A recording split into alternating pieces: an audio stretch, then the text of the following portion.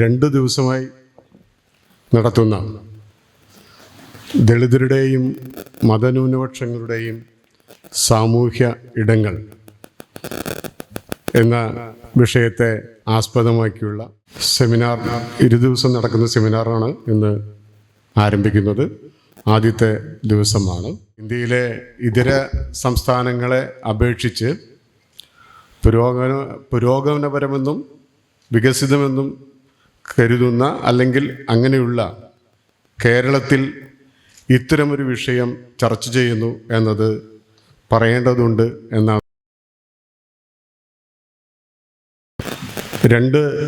പ്രധാനമായും നമ്മുടെ രാഷ്ട്രപിതാവ്, അദ്ദേഹത്തിൻ്റെ അവസാനത്തെ നിരാഹാരം, ജീവാർപ്പണം, ഇതൊക്കെ തന്നെ ജനാധിപത്യത്തിൻ്റെ അടിത്തറയായ ന്യൂനപക്ഷ സംരക്ഷണം എന്ന ആശയത്തിൽ അധിഷ്ഠിതമായ ഒരു ജീവാർപ്പണമായിരുന്നു അതെന്ന് നമുക്കറിയാം. ഭരണഘടനാ ശില്പി എന്ന് ഒരു ആലങ്കാരികമായോ അല്ലെങ്കിൽ ക്ലീഷേ എന്ന രീതിയിലോ പറയപ്പെടുന്ന ഇന്ത്യയുടെ ആ രംഗത്തുള്ള ഏറ്റവും വലിയ മനീഷിയായിരുന്ന ഡോക്ടർ BR അംബേദ്കർ അസ്പൃശ്യ വിഭാഗങ്ങളുടെ അധികാരത്തിലുള്ള പങ്കാളിത്തത്തിന് വേണ്ടി, അല്ലെങ്കിൽ അവരെ കൂടുതൽ മനുഷ്യരാക്കുന്ന ഒരു പ്രക്രിയ, യഥാർത്ഥ സ്വാതന്ത്ര്യം അവർ ആർജിക്കുന്നുള്ള ഒരു പ്രക്രിയയ്ക്ക് വേണ്ടി അതിന് ഭരണഘടനാ വ്യവസ്ഥകളെ ഉൾച്ചേർത്തുകൊണ്ട് നടപ്പാക്കുന്നതിന് വേണ്ടി ശ്രമിച്ച വ്യക്തിയായിരുന്നു അംബേദ്കർ. ഈ 2 വസ്തുതകളും പരസ്പരം ബന്ധിപ്പിച്ചുകൊണ്ട് ഇന്ത്യയുടെ അവസ്ഥയിൽ, കേരളത്തിൻ്റെ പ്രത്യേക സാഹചര്യത്തിൽ ഇതെങ്ങനെ പ്രവർത്തിക്കുന്നു എന്നാണ് നമ്മൾ ഈ 2 ദിവസങ്ങളിലായി ആലോചിക്കുന്നത്. ഞങ്ങൾ തയ്യാറാക്കിയ ഒരു സ്റ്റേറ്റ്മെൻറ്റ് ആ രീതിയിൽ തന്നെ വായിക്കാം. ഇന്നത്തെ ഇന്ത്യയുടെ ഭരണക്രമം ന്യൂനപക്ഷ ദളിത് വിഭാഗങ്ങളെ ഭീതിയിലേക്കും അരക്ഷിതത്വത്തിലേക്കും നിരന്തരം തള്ളിവിടുന്ന ഒന്നാണ്. 2 തരത്തിലാണ് ഇത് പ്രവർത്തിക്കുന്നതെന്ന് കാണാൻ കഴിയും. ആദ്യത്തേത് സർക്കാരിൻ്റെ ഭാഗത്തു നിന്നുണ്ടാകുന്ന ന്യൂനപക്ഷ വിരുദ്ധവും ദളിത് വിരുദ്ധവുമായ നിയമനിർമ്മാണങ്ങൾ. 2, ന്യൂനപക്ഷങ്ങൾക്കും ദളിതർക്കും നേരെ നടക്കുന്ന ആൾക്കൂട്ട ആക്രമണങ്ങൾ. പൗരത്വ ബില്ലും പിന്നീട് വന്ന പൗരത്വ നിയമവും ന്യൂനപക്ഷങ്ങൾക്ക്, പ്രത്യേകിച്ച് മുസ്ലിങ്ങൾക്ക് നേരെ നീട്ടിയ നിയമരൂപത്തിലുള്ള ആയുധമായിരുന്നു. അത് ഇന്ത്യയിൽ അവരുടെ പൗരത്വത്തെ വരെ ചോദ്യം ചെയ്യുന്ന നിലയിലേക്ക് വളർന്നു. നാം ഓർക്കേണ്ടത്, ഇന്ത്യ വിഭജനം ഉണ്ടായിട്ടും പാകിസ്ഥാൻ എന്ന ഇസ്ലാമിക രാഷ്ട്രത്തിലേക്ക് പോകാതെ ഇന്ത്യ എന്ന മതേതര രാഷ്ട്രത്തിൽ വിശ്വസിച്ച് ഇവിടെ തുടർന്ന മുസ്ലിങ്ങളുടെ സന്തതി പരമ്പരകളെയാണ് ഭരണകൂടവും അവരുടെ രാഷ്ട്രീയ ഗുണ്ടകളും വേട്ടയാടുന്നത്. UP-യിലും ഡൽഹിയിലും പാവപ്പെട്ട മുസ്ലിങ്ങളുടെ വസതികൾ ബുൾഡോസർ വെച്ച് ഭരണകൂടം തന്നെ തകർത്തു. മുസ്ലിം ഭൂരിപക്ഷ പ്രദേശങ്ങളായ കാശ്മീരിലും ലക്ഷദ്വീപിലും അവരുടെ ആവാസശാന്തി തകർക്കും വിധം നിയമനിർമ്മാണങ്ങൾ നടത്തി. അഖ്ലാഖിനെ പോലെ നിരവധി പേരെ ആൾക്കൂട്ട ആക്രമണം വഴി കൊന്നുതള്ളി. അവർ എന്തു കഴിയണം എന്ന മട്ടിലുള്ള ആജ്ഞകൾ ഹിന്ദുത്വ ആൾക്കൂട്ടത്തിൻ്റെ ഭാഗത്തു നിന്നും രാജ്യമെമ്പാടുമുണ്ടായി. മുസ്ലിം സമം തീവ്രവാദി എന്ന സമവാക്യത്തെ സൃഷ്ടിക്കാനായി നിരന്തരം സംസ്കാരത്തിൽ ഹിന്ദുത്വ ശക്തികൾ ഇടപെടാൻ തുടങ്ങി. മുസ്ലിം വെറുപ്പിൻ്റെ മേൽ കെട്ടിപ്പടുത്ത ഹിന്ദു വംശീയ രാഷ്ട്രീയത്തെ രാജ്യത്തിൻ്റെ മുക്കിലും മൂലയിലും പരത്തി. ദളിതർക്ക് മേലുള്ള ആക്രമണങ്ങളും ഇക്കാലയളവിൽ വലിയ തോതിൽ വർദ്ധിച്ചു.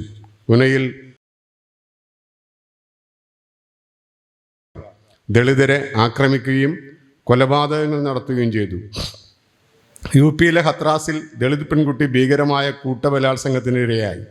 ഭീമ കൊറേഗാവിലും ദളിതർക്ക് നേരെ സവർണ തിരിഞ്ഞു. ഭീകരമായ ഒരു വർണ്ണവ്യവസ്ഥയെ ആധുനിക വിദ്യാഭ്യാസത്തിൽ കൂട്ടിക്കലർത്തിയതോടെ ഉന്നത വിദ്യാഭ്യാസ കേന്ദ്രങ്ങൾ ബ്രാഹ്മണിക് സെൻ്ററുകളായി. രോഹിത് വെമുലയെപ്പോലുള്ളവർ അതിൻ്റെ രക്തസാക്ഷികളായി മാറി. ഇങ്ങനെ ഭൂരിപക്ഷത്തിൻ്റെ ഹിംസാത്മകതയ്ക്കിടയിൽ ഞെരിഞ്ഞമരുന്ന ന്യൂനപക്ഷങ്ങളെയും ദളിതരെയും എങ്ങനെയാണ് മതേതരത്വത്തിലും ഭരണഘടനാ മൂല്യങ്ങളിലും വിശ്വസിക്കുന്ന മുഖ്യധാര സെക്കുലർ സമൂഹം ഐക്യപ്പെടുക എന്നതിന് സഫലമായ ഒരു രാഷ്ട്രീയ പോംവഴി ഇതുവരെ ഉരുത്തിരിഞ്ഞിട്ടില്ല. പ്രാതിനിധ്യ രാഷ്ട്രീയത്തെ ഉൾക്കൊള്ളുന്നതിൽ നമ്മുടെ പാരമ്പര്യ മതേതര രാഷ്ട്രീയ ബോധത്തിൽ പ്രവർത്തിക്കുന്ന എന്തെങ്കിലും ശീലങ്ങൾ തടസ്സം സൃഷ്ടിക്കുന്നുണ്ടോ? റിസർവേഷൻ ഗണത്തിൽ മാത്രം മതേതര പാർട്ടികളുടെ തെരഞ്ഞെടുപ്പ് മുതൽ സംഘടനാ ചുമതലകൾ വരെയുള്ള സമസ്ത മണ്ഡലങ്ങൾ പരിശോധിച്ചാലും ദളിതുകളും ന്യൂനപക്ഷങ്ങളും തളച്ചിടപ്പെടുന്നത് എന്തുകൊണ്ട്? അവരുടെ അവകാശങ്ങൾ എല്ലായ്പ്പോഴും ഭൂരിപക്ഷ സമുദായങ്ങളുടെ മേൽക്കോയ്മയ്ക്കുള്ളിൽ മാത്രം സംഭവിക്കുന്നത് എന്തുകൊണ്ട്? ഇതുകൂടി ഉൾക്കൊണ്ടുകൊണ്ട് പുതുക്കിപ്പണിയേണ്ട ഒന്നല്ലേ നമ്മുടെ ജനാധിപത്യ മതേതര ബോധ്യങ്ങൾ? ഇത് മുൻനിർത്തിയുള്ള ചർച്ചകൾ എപ്പോഴും വർഗീയതയും തീവ്രവാദവും പോലുള്ള ഇടങ്ങളിലേക്കും എപ്പോഴും വഴിതെറ്റുന്നു എന്തുകൊണ്ട്? ഇന്ത്യൻ അവസ്ഥയെ പൊതുവായി മുൻനിർത്തി കേരളത്തിൻ്റെ സവിശേഷ അവസ്ഥയിൽ രക്ഷാകർതൃ രാഷ്ട്രീയത്തിനപ്പുറം, തെരഞ്ഞെടുപ്പ് രാഷ്ട്രീയത്തിനപ്പുറം ന്യൂനപക്ഷ ദളിത് രാഷ്ട്രീയത്തെ ആഴത്തിൽ മനസ്സിലാക്കുന്നതിനാണ് സമദർശി ഈ സെമിനാർ സംഘടിപ്പിക്കുന്നത്. ന്യൂനപക്ഷ ദളിത് വിഭാഗങ്ങളുടെ സാമൂഹ്യ ഇടങ്ങൾ എന്ന് പേരിട്ടിട്ടുള്ള ഈ ഇരുദിന സെമിനാറിൻ്റെ ആദ്യത്തെ ദിവസത്തിലേക്ക് പങ്കെടുക്കുന്നതിന് വന്ന മുഴുവൻ സുഹൃത്തുക്കളെയും സമദർശിക്ക് വേണ്ടി ഞാൻ സ്വാഗതം ചെയ്യുകയാണ്. ഇന്ന് ഇവിടെ പ്രബന്ധങ്ങൾ അവതരിപ്പിക്കുന്നത് ഇക്കാര്യത്തിൽ തങ്ങളുടെ മേഖലയിൽ നിരന്തരമായ ഗവേഷണത്തിലും അന്വേഷണത്തിലും ഒക്കെ തന്നെ മുഴുകിയിട്ടുള്ള 3 പ്രഗത്ഭരായ അക്കാദമിക പണ്ഡിതന്മാരെയാണ്. അവരുടെ അക്കാദമിക രംഗത്ത് മാത്രമല്ല, ഒരു സാമൂഹ്യ ശാസ്ത്രജ്ഞർ എന്ന രീതിയിലും നിരന്തരമായി ഈ മേഖലയിൽ ഇടപെടുന്ന 3 പേർ. തൃശ്ശൂരിലെ ഇത്തരം കാര്യങ്ങളിൽ താല്പര്യമുള്ള പൗരാവലിക്ക് അവരെ സവിശേഷമായി പരിചയപ്പെടുത്തേണ്ട ആവശ്യമില്ല. എങ്കിലും നമുക്ക് ഇന്ന് വന്നിരിക്കുന്നത്, ആദ്യം ഞാൻ പരിചയപ്പെടുത്താൻ ആഗ്രഹിക്കുന്നത് ഡോക്ടർ എ കെ രാമകൃഷ്ണനാണ്. Doctor A K Ramakrishnan Jawaharlal Nehru യൂണിവേഴ്സിറ്റിയിലെ മുൻ അധ്യാപകനാണ്. സാമൂഹിക ശാസ്ത്ര രംഗത്ത് ഇത്തരം വിഷയങ്ങളിൽ അവഗാഹമുള്ള അദ്ദേഹത്തിൻ്റെ ആഴത്തിലാർന്ന പഠനത്തിൻ്റെ നിദർശനങ്ങളായി ഒട്ടേറെ പ്രബന്ധങ്ങളും ഗ്രന്ഥങ്ങളും നമ്മുടെ മുമ്പിലുണ്ട്. ഇന്നത്തെ ഈ സെമിനാറിലേക്ക് ഡോക്ടർ എ കെ രാമകൃഷ്ണനെ തികഞ്ഞ ആദരവോടെ സമദർശിക്ക് വേണ്ടി, ഈ സദസ്സിന് വേണ്ടി ഞാൻ സ്വാഗതം ചെയ്യുന്നു. ഡോക്ടർ എം എച്ച് ഇലിയാസ്, നമുക്കറിയാവുന്ന പോലെ തന്നെ അദ്ദേഹം തൃശ്ശൂർക്കാരൻ കൂടിയാണ്. ഇപ്പോൾ മഹാത്മാഗാന്ധി യൂണിവേഴ്സിറ്റിയിൽ ഗാന്ധിയൻ സ്റ്റഡീസിൻ്റെ തലവൻ എന്ന രീതിയിൽ ഈ രംഗത്ത് ഒട്ടേറെ പഠനങ്ങൾ കേരളത്തിൻ്റെയും ഇന്ത്യയിലെയും ന്യൂനപക്ഷങ്ങളുടെയും ഗാന്ധിയൻ സ്റ്റഡീസിലൊക്കെ തന്നെ പാണ്ഡിത്യമുള്ള ഇലിയാസിനെ നമുക്ക് ഏറെ പരിചിതനാണ്. അദ്ദേഹത്തെ ഈ സദസ്സിലേക്ക്, സമദർശി സെമിനാറിലേക്ക് ഞാൻ ആദരപൂർവ്വം സ്വാഗതം ചെയ്യുന്നു. ഡോക്ടർ ടി എസ് ശ്യാംകുമാർ വളരെ ചുരുങ്ങിയ സമയം കൊണ്ട് തന്നെ കേരളത്തിൽ ബ്രാഹ്മണിക് ആശയങ്ങൾക്കെതിരെ ഒരു കൊടുങ്കാറ്റ് പോലെ പ്രഭാഷണങ്ങളും ഇടപെടലുകളുമായി നിറയുന്ന വ്യക്തിത്വമാണ്. അദ്ദേഹത്തിൻ്റെ പണ്ഡിതോചിതങ്ങളായ ഇടപെടലുകൾ, ആശയം കൊണ്ട് തന്നെ നേരിടുന്ന ഇടപെടലുകൾ എപ്പോഴും ഈ ബ്രാഹ്മണ്യ ആശയങ്ങൾക്ക്, അല്ലെങ്കിൽ അത്തരം ആശയങ്ങൾ സൂക്ഷിക്കുന്ന ആളുകൾക്ക് നിരന്തര തലവേദനയാണ്. അധ്യാപകനായ, പ്രഭാഷകനായ, നമുക്കേറെ പരിചിതനായ ഡോക്ടർ ടി എസ് ശ്യാംകുമാറിനെ ഈ വേദിയിലേക്ക് ഞാൻ സഹർഷം ആദരവോടെ സ്വാഗതം ചെയ്യുന്നു. ഈ സെമിനാർ സെഷൻ്റെ മോഡറേറ്ററായി നമ്മുടെ മുമ്പിലുള്ളത് സമദർശി പ്രവർത്തക, ഇവിടുത്തെ പുരോഗമന വിഭാഗങ്ങളുടെയൊക്കെ തന്നെ മുൻപന്തിയിലുള്ള കേരളവർമ്മ കോളേജിലെ അധ്യാപിക കൂടിയായ ഡോക്ടർ ഫസീല തരികത്താണ്. അവരെ സ്നേഹത്തോടെ ഞാൻ സ്വാഗതം ചെയ്യുന്നു.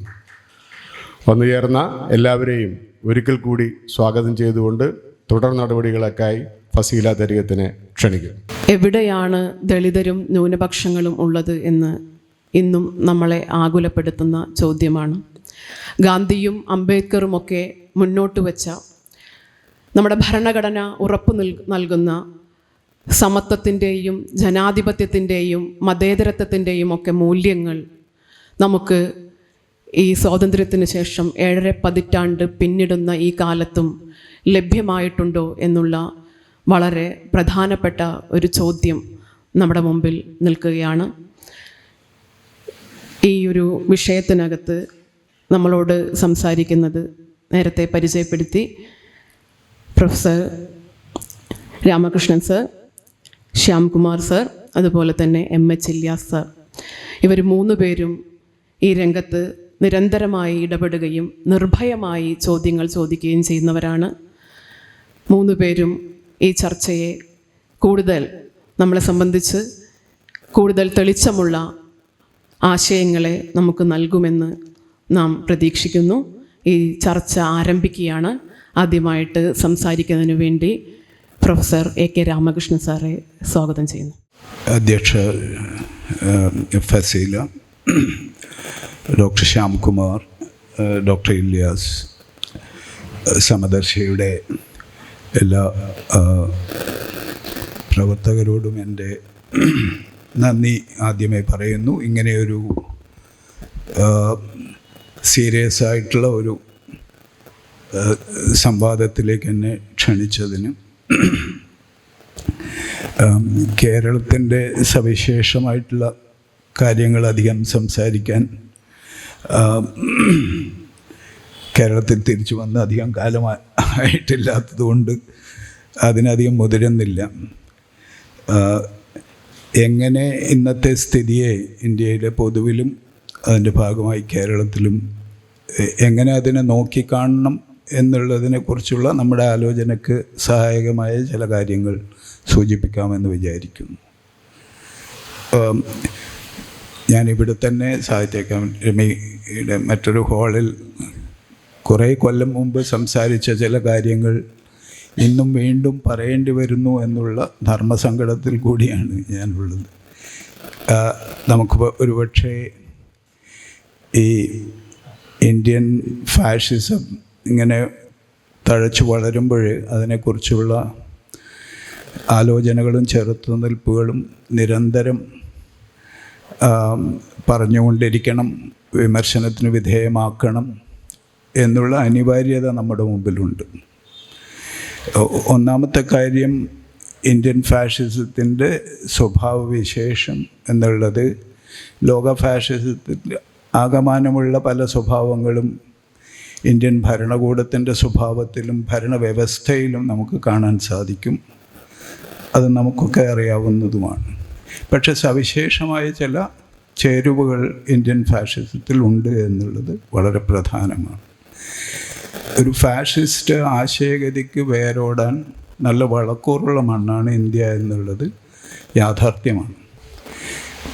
മറ്റ് പല സമൂഹങ്ങളെയും താരതമ്യപ്പെടുത്തി നോക്കിയാൽ ദക്ഷിണേഷ്യക്ക് പൊതുവിലും ഇന്ത്യക്ക് പ്രത്യേകിച്ചും തട്ടുതട്ടായിട്ടുള്ള സാമൂഹ്യ ഘടന നിലവിലുള്ളത് കൊണ്ട് ഒരു ശക്തമായിട്ടുള്ള നൂറ്റാണ്ടുകളുടെ പഴക്കമുള്ള ജാതി വ്യവസ്ഥ നിലവിലുള്ളത് കൊണ്ട് തന്നെ ഈ ശ്രേണീബദ്ധമായിട്ടുള്ള ഒരു സാമൂഹ്യ അധികാര ഘടന നിലനിൽക്കുന്ന ഒരു രാജ്യത്ത് രാഷ്ട്രീയ തലത്തിൽ ഫാഷിസം പ്രവർത്തിക്കാൻ വലിയ പ്രയാസമുണ്ടാവില്ല.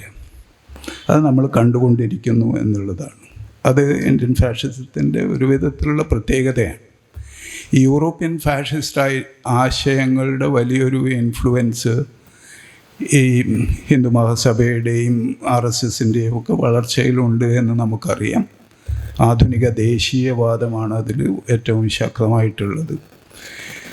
ആ ദേശീയവാദവും യൂറോപ്യൻ ഫാഷിസം എങ്ങനെ അവിടുത്തെ ന്യൂനപക്ഷങ്ങളെ, പ്രത്യേകിച്ച് നാസി ജർമ്മനി എങ്ങനെ യഹൂദരെ മറ്റനേക മൈനോറിറ്റീസിനെ കൈകാര്യം ചെയ്തു എന്നുള്ളത് നമുക്കറിയാം. ഫാഷിസ്റ്റ് സംഘടനാ രീതികൾ, ഈ കള്ളം നിരന്തരമായി പറഞ്ഞുകൊണ്ട് ആ ഗീബൽസിയൻ തന്ത്രം, എങ്ങനെ നിരന്തരം കള്ളപ്രചരണങ്ങൾ നടക്കുന്നു, ആ പ്രചരണങ്ങൾ തന്നെ യാഥാർത്ഥ്യമെന്നോണം മനുഷ്യർ സമൂഹത്തിൽ ഏറ്റെടുക്കുന്നു. അതെങ്ങനെ നമ്മുടെ തന്നെ ആ ആധിപത്യ മൂല്യങ്ങൾ എങ്ങനെ നമ്മെ തന്നെ സ്വാധീനിക്കുന്നു. ഈ വിധത്തിലുള്ള കാര്യങ്ങളൊക്കെ ഒരു വിധത്തിൽ യൂറോപ്യൻ ഫാഷിസത്തിൽ നിന്ന് കാര്യമായി തന്നെ കടം കൊണ്ടിട്ടുള്ളതാണ്.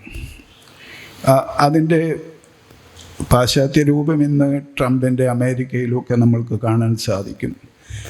എങ്ങനെ കളവ് തന്നെ ഒരു ശക്തമായിട്ടുള്ള രാഷ്ട്രീയ പ്രത്യയശാസ്ത്ര ആയുധമായി മാറുന്നു എന്നുള്ളത്. അപ്പോൾ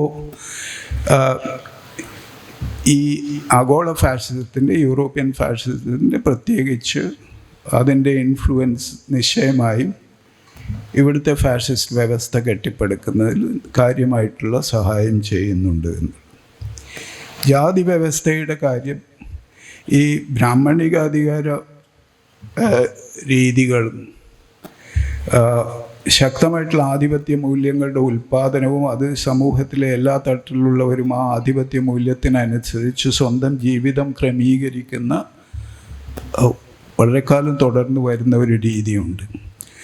ആ രീതിയും ഈ ആധുനിക ദേശീയവാദത്തിൻ്റെയും ഫാഷിസത്തിൻ്റെയും കേന്ദ്രീകരണ രീതിയും തമ്മിൽ നല്ല സമാനതകൾ കാണാൻ സാധിക്കും. പക്ഷെ നമ്മുടെ സാമൂഹ്യ വ്യവസ്ഥയുടെ ആ വിധത്തിലുള്ള ചിട്ടപ്പെടുത്തലുകൾ കൊണ്ട് തന്നെ ഇത്തരം ആധുനിക ആധിപത്യ ആശയങ്ങൾ, ഫാഷിസ്റ്റ് രീതിയിലുള്ള ആശയങ്ങൾ കാര്യമായി തന്നെ സമൂഹത്തിൽ വേരോട്ടം കിട്ടുന്നു എന്നുള്ളത് വളരെ പ്രധാനപ്പെട്ട സംഗതിയാണ്.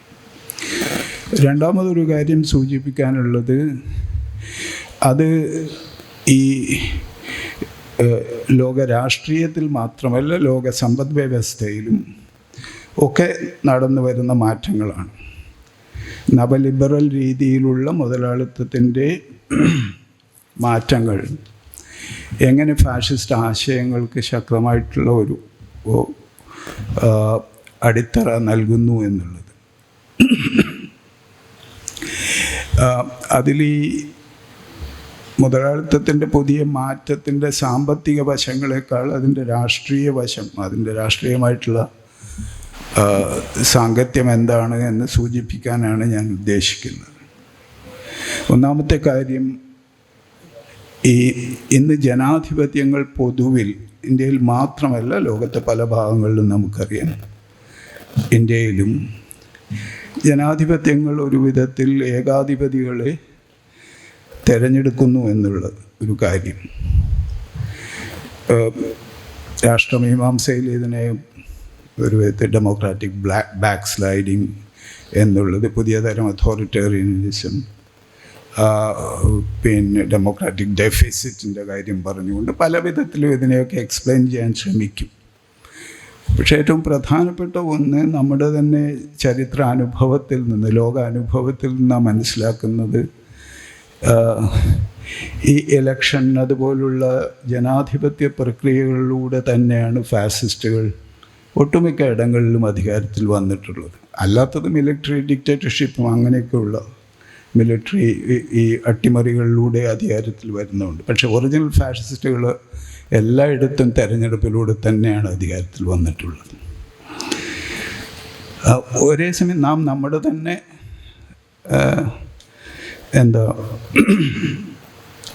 സ്വേച്ഛാധിപതിയെ തെരഞ്ഞെടുപ്പിലൂടെ അധികാരത്തിലേറ്റുന്നു എന്നുള്ളതാണ്. അപ്പോൾ ജനാധിപത്യ പ്രക്രിയകൾക്ക്, അല്ലെങ്കിൽ ലോകത്ത് ഇന്ന് നിലവിലുള്ള ജനാധിപത്യ സംവിധാനങ്ങൾക്ക് കാര്യമായിട്ടുള്ള പ്രശ്നമുണ്ടെന്ന് നമുക്ക് മനസ്സിലാവുന്നുണ്ട്. അതുകൊണ്ട് നാം എത്തിച്ചേർന്നിരിക്കുന്ന വലിയൊരു രാഷ്ട്രീയ പ്രതിസന്ധി എന്ന് പറയുന്നത്, ഈ ഫാഷിസ്റ്റുകളെ നമുക്ക് തുരത്തണമെങ്കിൽ, അവരെ തോൽപ്പിക്കണമെങ്കിൽ സ്വാഭാവികമായിട്ടും നമുക്ക് വീണ്ടും ജനാധിപത്യമേ മാർഗമുള്ളൂ, അതല്ലാതെ വഴി കാണുന്നു. പക്ഷെ നിലവിലുള്ള ജനാധിപത്യം അതുപോലെ പോയി കഴിഞ്ഞാൽ ഇത് വീണ്ടും എത്ര കണ്ട് സ്വേച്ഛാധിപതികളെയും അധികാരത്തിലേറ്റാൻ തക്കവണ്ണം രൂപീകരിക്കപ്പെട്ടിട്ടുള്ളതാണ് എന്ന് മനസ്സിലാക്കലും നമുക്കുണ്ട്. ഇപ്പോൾ സ്വേച്ഛാധിപതികൾ ജനാധിപത്യത്തിലൂടെ അധികാരത്തിൽ വരുന്നു. ഈ സ്വേച്ഛാധിപതികളുടെ മാറ്റാൻ ജനാധിപത്യം തന്നെയാണ് പോംവഴിയും എന്നുള്ള വലിയ ധർമ്മസങ്കടത്തിലാണ് നാമൊക്കെ ഉള്ളത്. അതിൻ്റെ ചില വശങ്ങൾ ഊന്നുക എന്നുള്ളതാണ് ഞാൻ ചെയ്യാൻ ഉദ്ദേശിക്കുന്നത്. ഒന്ന്, നമ്മൾ ഭരണഘടനയുടെ കാര്യം സ്വാഭാവികമായിട്ടും ഇവിടെ സൂചിപ്പിച്ചു. മാറി വരുന്ന നിയമങ്ങളുടെ കാര്യം സൂചിപ്പിക്കപ്പെട്ടു. ഈ ഒരു ആധുനിക ഭരണകൂടം അത് ഏതെങ്കിലും വിധത്തിലുള്ള ജനാധിപത്യ ഭരണകൂടമാണെങ്കിൽ അല്ലെങ്കിലും ഒരു വിധത്തിൽ പലതരം പഴയ റിപ്പബ്ലിക്കൻ സംവിധാനങ്ങൾ, പല വിധത്തിലുള്ള ആധുനിക ഭരണകൂടങ്ങളും അത് ജനങ്ങളിൽ നിന്ന് സാധുത നേടുന്നത് സ്വാഭാവികമായിട്ടും ഒരു നിയമവ്യവസ്ഥ സ്ഥാപിക്കുന്നതിലൂടെയാണ്. കോൺസ്റ്റിറ്റ്യൂഷണലിസം എന്ന് പറയുന്നത് അതിനുവേണ്ടിയുള്ള നിയമം നൽകാനുള്ള ഒരു പ്രക്രിയയാണ്. അങ്ങനെ നമ്മൾ 47 സ്വാതന്ത്ര്യം പ്രാപിക്കുന്നു. 50 നമുക്ക് 50കളുടെ ആദ്യം നാം ഭരണഘടനയൊക്കെ എഴുതി ഉണ്ടാക്കി. അംബേദ്കറിൻ്റെ നേതൃത്വത്തിൽ അത് ചെയ്ത് നമ്മളൊരു പരമാധികാര റിപ്പബ്ലിക്കായിട്ട് മാറും. അപ്പോൾ അങ്ങനെ ഒരു ഭരണഘടന ജനങ്ങൾ അവർക്ക് തന്നെ പ്രദാനം ചെയ്യുന്ന ഒന്ന് ആയി വിഭാവനം ചെയ്യുന്നത്, ആ ഭരണഘടന നൽകലാണ് ശരിക്കും ഒരു രാജ്യത്തിൻ്റെ പരമാധികാരത്തിൻ്റെ പ്രധാനപ്പെട്ട ഒരു സൂചകമായി എപ്പോഴും കരുതിയിരുന്നത്. ഒരു പരമാധികാര ഭരണകൂടമാകണമെങ്കിൽ സ്വാഭാവികമായിട്ടും അതിന് നിയമവ്യവസ്ഥ ഉണ്ടാവുകയും ആ നിയമവ്യവസ്ഥ ആ രാജ്യത്തിൻ്റെ അതിർത്തികൾക്കുള്ളിൽ പരിരക്ഷിക്കപ്പെടുകയും അതിനെ പരിരക്ഷിക്കാനുള്ള ഉത്തരവാദിത്വം ഭരണകൂടത്തിനുണ്ടാവുകയും ഭരണകൂടങ്ങൾ ആ നിയമങ്ങൾ പാലിക്കാൻ ബാധ്യസ്ഥരാവുകയും ചെയ്യുന്ന ഒരു അവസ്ഥയാണത്.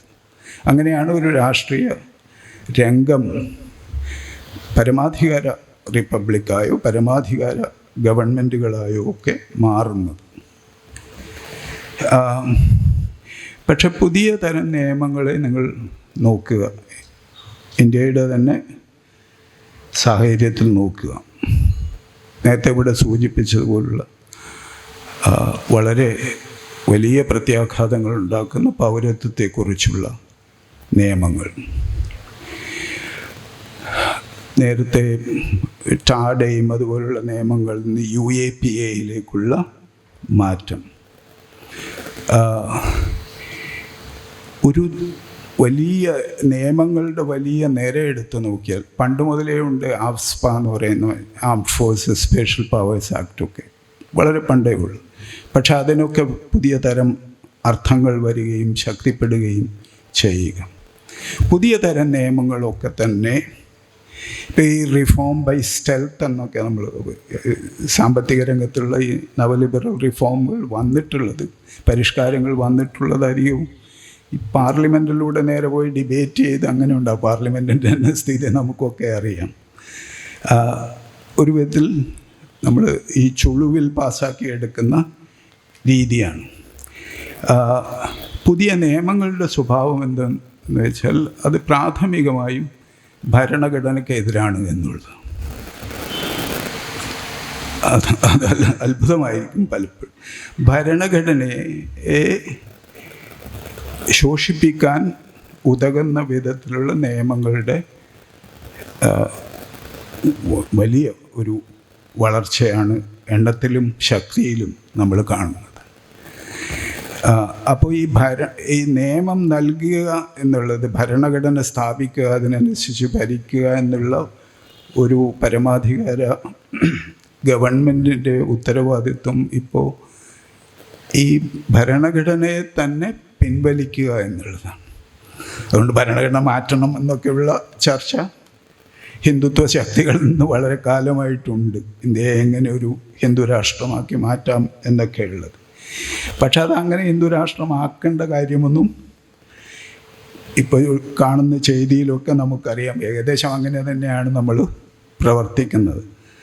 അതുകൊണ്ടാണ് മുസ്ലിങ്ങൾക്ക്, പ്രത്യേകിച്ച് ഉത്തരേന്ത്യയിലൊക്കെയുള്ള ക്രിസ്ത്യാനികൾക്കും ഒക്കെ ഇന്ന് അനുഭവിക്കുന്ന അനേകം ചെറിയ മതവിഭാഗങ്ങൾ അനുഭവിക്കുന്ന പ്രശ്നങ്ങളുമൊക്കെ വരുന്നത് ഈ ഒരു കോണ്ടെക്സ്റ്റിലാണ്. ഏകദേശം ഈ ഭൂരിപക്ഷ മതത്തിൻ്റെ പേരിലുള്ള ഹിന്ദുത്വ ഫാഷിസ്റ്റ് രീതികൾ വളരെ പ്രബലമാണ് സമൂഹത്തിൽ. അത് ഒഫീഷ്യലായിട്ട് അങ്ങനെ ആയിട്ടുണ്ടോ ഇല്ലയോ എന്നുള്ളതിലുപരി പ്രയോഗത്തിൽ അങ്ങനെ ആയിട്ടുണ്ട് എന്നുള്ളതാണ് യാഥാർത്ഥ്യം. ഇന്ത്യയുടെ പല പ്രദേശങ്ങളിലുള്ള മനുഷ്യർക്ക് അങ്ങനെ തന്നെയാണ് ഇന്ന് ജീവിതാനുഭവം എന്നുള്ളത്. അപ്പോൾ ഈ വിധത്തിലുള്ള നിയമങ്ങളുടെ മാറ്റം ഇത് ഒരു വിധത്തിൽ ഭരണകൂടം നിയമം പിൻവലിക്കുന്ന ഒരു ഏജൻസിയായിട്ട് മാറുന്നു എന്നുള്ളതാണ്. നിയമം നൽകുന്ന, നിയമവാഴ്ച നടപ്പാക്കുന്ന ഒന്ന് എന്നുള്ളതിൽ നിന്ന് മാറി നിയമത്തെ തന്നെ പതുക്കെ ഏറ്റവും പ്രധാനപ്പെട്ട നിയമ സംവിധാനം എന്നുള്ള ഭരണഘടനയെ തന്നെ ശിഥിലമാക്കുന്ന വിധത്തിലുള്ള പ്രവർത്തനങ്ങൾ നടത്തുക എന്നുള്ളത്. അതുകൊണ്ട് നിങ്ങൾക്കിപ്പോൾ UAPA എന്നൊക്കെ പറയുന്ന നിയമം അത് മുസ്ലിം ചെറുപ്പക്കാരെ പിടിച്ചു കൊണ്ടുപോകാനുള്ള പ്രധാനപ്പെട്ട ഒരു ഉപാധി ആണ്. ചെറുപ്പക്കാരെ മാത്രമല്ല, അല്ലാത്ത ഒരുപാട് മുസ്ലിങ്ങളെ പിടിച്ചു കൊണ്ടുപോകുന്നു. ദളിതരെയും കാര്യമായി തന്നെ പിടിച്ചു കൊണ്ടുപോകുന്നുണ്ട്. എനിക്ക് ഡൽഹിയിൽ നിന്ന് കേരളത്തിലേക്ക് വരുമ്പോഴേ, JNUവിൽ നിന്ന് വരുമ്പോഴുള്ള വലിയ സങ്കടങ്ങളിലൊന്ന് നമ്മുടെ തന്നെ വിദ്യാർത്ഥികൾ ജയിലിൽ കിടക്കുന്നു എന്നുള്ളതാണ്. ഉമർ ഖാലിദിനെ പോലുള്ളവർ, ഷർജിൽ ഇമാമിനെ പോലുള്ളവർ, ജാമിയയിലെ വിദ്യാർത്ഥികൾ കിടക്കുന്നു. അവിടെയും ഞാൻ പഠിപ്പിച്ചിട്ടുണ്ട്. എന്തിനാണ് ഉമർ ഖാലിദിനെ പോലുള്ളവർ ജയിലിൽ കിടക്കുന്നത്? എന്ത് ചെയ്തിട്ടാണ്? ഇവിടെ ജനാധിപത്യ അവകാശങ്ങൾ സംസാരിക്കുന്നു. അതും അദ്ദേഹമൊക്കെ വളരെ നോൺ വയലൻ്റ് ആയിട്ടുള്ള ഒരു രാഷ്ട്രീയ മാറ്റത്തിന് വേണ്ടി സംസാരിക്കുന്നു. എന്നെപ്പോലുള്ള ആൾക്കാർക്ക് പേഴ്സണലായിട്ട് അറിയുന്ന ഈ വിദ്യാർത്ഥികൾ ഒരുപക്ഷെ നമ്മുടെ ഇടയിലുള്ള ബ്രൈറ്റസ്റ്റ് ആയിട്ടുള്ള വിദ്യാർത്ഥികൾ, രാഷ്ട്രീയ കാര്യങ്ങളിൽ ഇടപെട്ട് ഈ സമൂഹത്തിന് കുറച്ചൊക്കെ മുന്നോട്ട് നയിക്കാൻ പര്യാപ്തരായിട്ടുള്ള ചെറുപ്പക്കാരെ ഇല്ലാതാക്കുക എന്നുള്ളത്, അവരുടെ യുവത്വം മുഴുവൻ ജയിലിൽ കഴിയുന്ന വിധത്തിലുള്ള ഇവിടുത്തെ കോടതിയുടെ ഇടപെടലുകളൊക്കെ അങ്ങനെയാണ് അല്ലേ? ഇത്രയും കാലം 5 കൊല്ലത്തിലേറെയായി ജയിലിൽ കിടന്നിട്ടും ഒരു വിധത്തിലുള്ള ഈ കേസ് എവിടെയും വരുന്നില്ല. ഒരു വിധത്തിൽ കുറ്റപത്രം പ്രോപ്പറായിട്ട് സബ്മിറ്റ് ചെയ്യുന്നില്ല. ഒരു വിചാരണയും നടക്കുന്നില്ല. എന്നിട്ട് ജാമ്യവും നൽകാൻ തയ്യാറല്ല. ഈ ജാമ്യം നിഷേധിക്കുന്ന വിധത്തിലുള്ള നമുക്ക് നേരത്തെ ഉണ്ടായിരുന്ന നിയമങ്ങളിലൊക്കെ നിങ്ങൾക്കറിയാം, കോൺസ്റ്റിറ്റ്യൂഷണലായിട്ടുണ്ടായിരുന്ന ഒരു പ്രൊവിഷൻ എന്ന് പറയുന്നത്, നമ്മൾ ഏതെങ്കിലും വിധത്തിൽ കുറ്റവാളിയായിട്ട് സ്റ്റേറ്റ് ഭരണകൂടം കാണുകയാണെങ്കിൽ ആ കുറ്റം ഭരണകൂടമാണ് പ്രൂവ് ചെയ്യേണ്ടത്. നമ്മൾ തെറ്റ് ചെയ്തിട്ടുണ്ട്, ഒരു അറസ്റ്റ് ചെയ്യപ്പെട്ട ആൾക്കല്ല അതിൻ്റെ ഉത്തരവാദിത്വം. പക്ഷേ UAPAയിലൂടെയൊക്കെ ഉള്ള മാറ്റം എന്ന് പറയുന്നത് അങ്ങനെയുള്ള പൗരാവകാശങ്ങളൊക്കെ എടുത്തു കളഞ്ഞിട്ടുള്ള നിയമങ്ങളാണത്. ജയിലിൽ കിടക്കുന്ന ഒരാൾ ഞാൻ കുറ്റവാളിയല്ല എന്ന് ഉള്ള രേഖകളും ഇതൊക്കെ സംഘടിപ്പിക്കണം. അതെങ്ങനെയാണ് ജയിലിൽ കിടന്ന് സാധിക്കുക?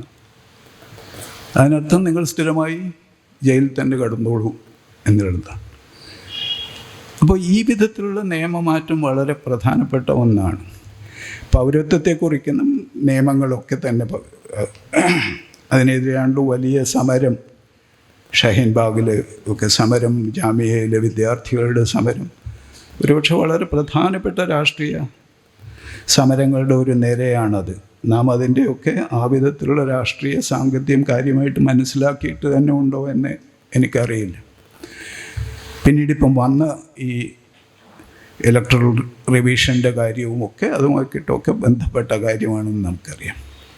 അപ്പോൾ ഈ പൗരത്വം പ്രൂവ് ചെയ്യേണ്ടുന്ന കാര്യം സാധാരണ മനുഷ്യരുടെ തലക്ക് ഇടുകയാണ് ചെയ്യുന്നത്. സാമാന്യ അർത്ഥത്തിൽ ഒരു ജനാധിപത്യ വ്യവസ്ഥയിൽ ഭരണകൂടത്തിന് എന്ത് അധികാരമാണുള്ളത്? പൗരന്മാരോട് നിങ്ങളുടെ പൗരത്വം പ്രൂവ് ചെയ്യണമെന്ന് പറയാൻ.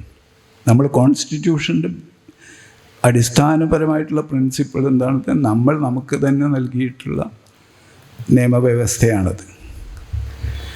അപ്പോൾ നമ്മൾ തന്നെ അതിൽ എക്സിസ്റ്റ് ചെയ്യുന്നില്ല എന്നുള്ളത്, ഞാൻ ഈ ഒരു ഇന്ത്യൻ ഭരണവ്യവസ്ഥയുടെ ഭാഗമാണ്, അതിൽ പൗരനാണ് എന്ന് ഞാൻ പ്രൂവ് ചെയ്യുക എന്ന് പറഞ്ഞാൽ ഈ ജന്മനാ ഉള്ള പൗരത്വം എന്നുള്ള ഒരു അടിസ്ഥാനത്തിന് പോലും ഒരു വിലയുമില്ല എന്നുള്ളതാണ്.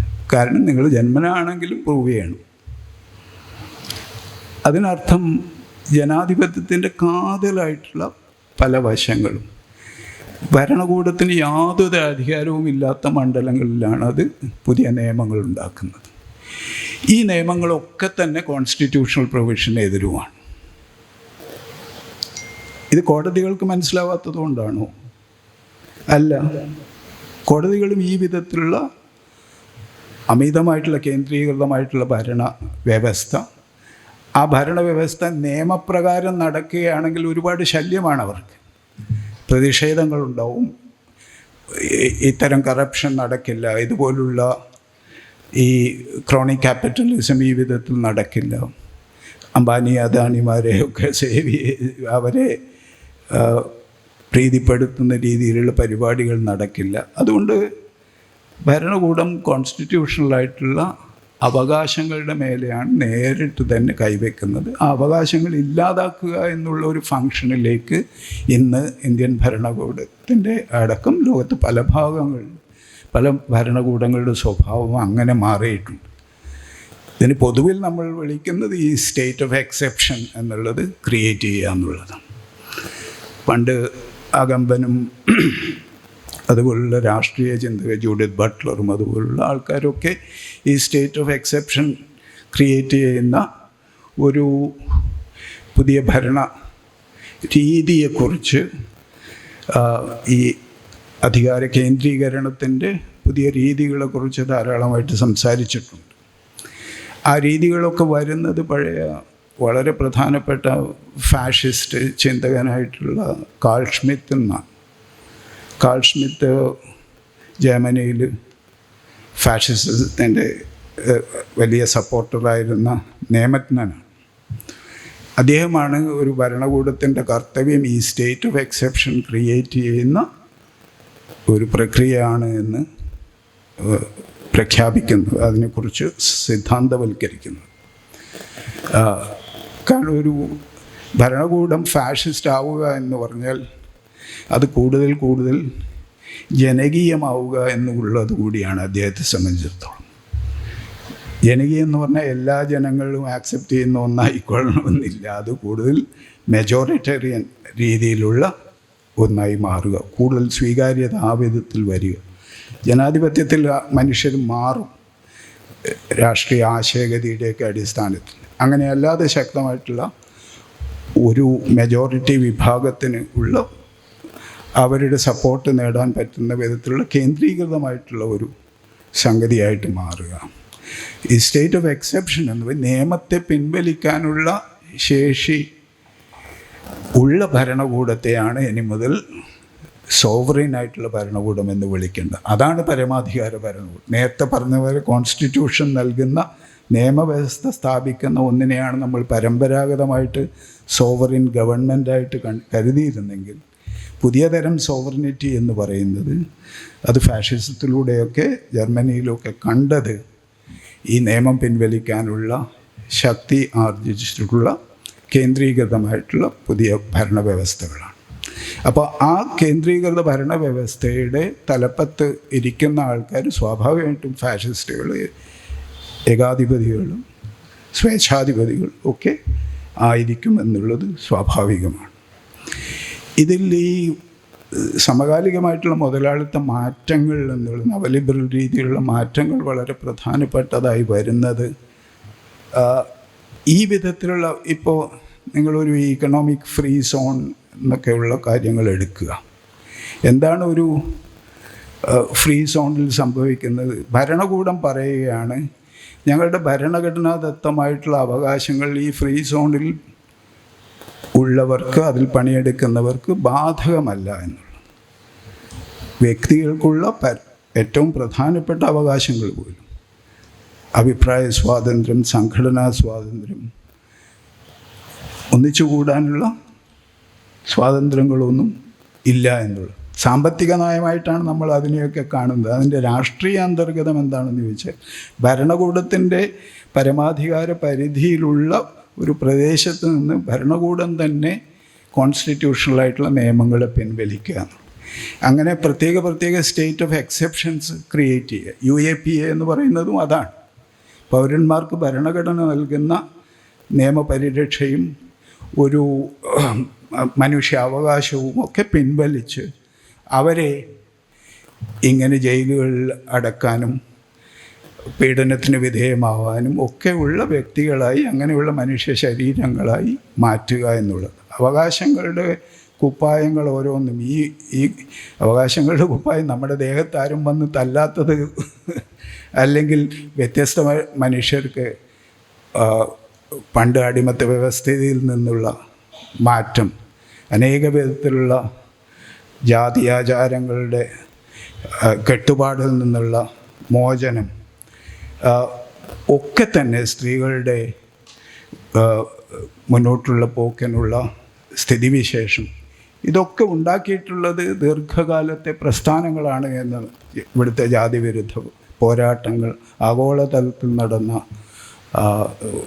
അനേകവിധം പ്രസ്ഥാനങ്ങൾ, ഇവയൊക്കെ നമുക്ക് അവകാശങ്ങളുടേതായിട്ടുള്ള മനുഷ്യാവകാശങ്ങളുടെ ഒരുപാട് കുപ്പായങ്ങൾ തന്നിട്ടുണ്ട്. നമ്മെ ആരും നേരിട്ടങ്ങ് നമ്മുടെ ദേഹത്ത് കൈവെക്കാതിരിക്കാനുള്ള നിയമവ്യവസ്ഥയും അത് പരിരക്ഷിക്കാനുള്ള ഭരണകൂടത്തിൻ്റെ ഉത്തരവാദിത്വവും അതൊക്കെ മുന്നിൽ ഉണ്ട്. പക്ഷേ ഞാൻ ഈ പറഞ്ഞ നിയമം പിൻവലിക്കലിൻ്റെ ഒരു പുതിയ ഫാഷിസ്റ്റ് കാലഘട്ടത്തിൽ സ്വാഭാവികമായിട്ടും മനുഷ്യരെ ഒരു ബെയർ ലൈഫ് എന്നൊക്കെ നമ്മൾ പറയും.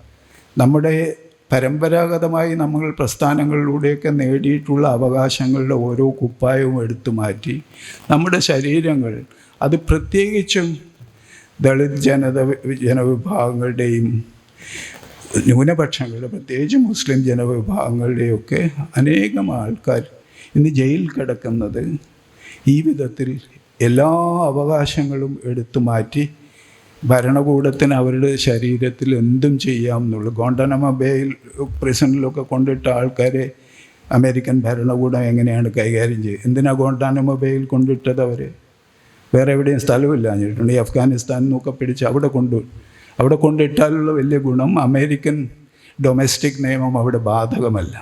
ഒരു നോ മാൻസ് ലാൻഡ് എന്ന് അവർ പറയുന്ന ഇടമാണ് ക്യൂബയുടെ അടുത്ത്. അതുകൊണ്ട് ഒരു മനുഷ്യാവകാശവും അവർക്ക് നൽകേണ്ടതായിട്ടില്ല. അതുകൊണ്ട് അവരെ നഗ്നരാക്കി എല്ലാ പീഡനങ്ങൾക്കും വിധേയമാക്കാൻ സാധിക്കും. അങ്ങനെയാണ് ചെയ്തുകൊണ്ടിരുന്നത്.